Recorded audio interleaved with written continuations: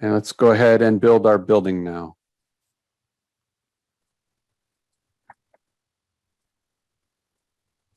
So you've got everything drawn in there, and you should, I believe, you have to add the floors so you can see them on the left. Create a new building and add the floors. Okay, so now what we've got is we've got our floor to ceiling height. On the third floor, we've got the floor density itself. Second floor, ceiling to floor. Floor density, and then the first floor.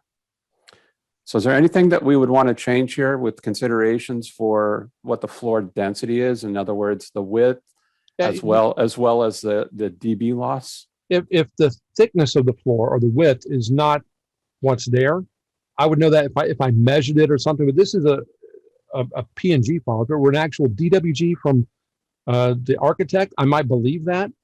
But we'll go ahead and believe it because you and I can't physically go measure this. But I would want to choose the right density here.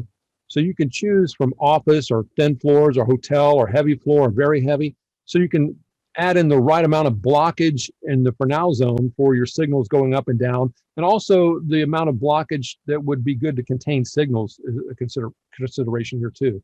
Now those are estimates. They're going to be pretty close. Like the walls are estimates when you just use the standard walls.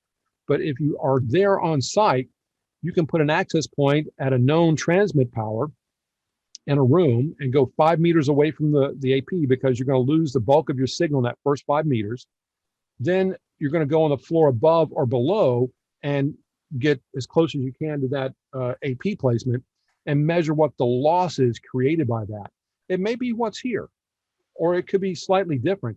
If it's different with the actions button, you can create your own customized attenuation for the actual floor, the same way you could create the custom walls for the walls.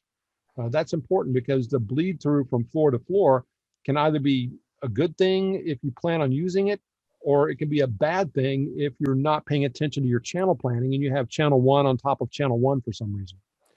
Now you see these 3 OKs here.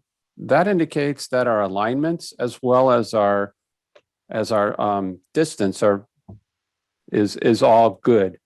When you look at that, that's verifying that the alignment points all match up within a specific error correction, or I guess you would say like a within margin of error. Yeah, a margin of error is a good way to put that. So if we had done a distance, we did something wrong here when we did our measuring there, or we had put an alignment point that does not match straight up and down, you would see a message right there that would indicate you're having a problem with that. But all these are well within the range of margin of error, so they all say good and okay. It's important to know the order that we're doing these things too, because you don't want to start planning your walls and then realize you didn't align things, and you're wondering why your APs aren't placed where you thought they should go. Well, you didn't align it, and then instead of seeing okay, you'd have an error message there.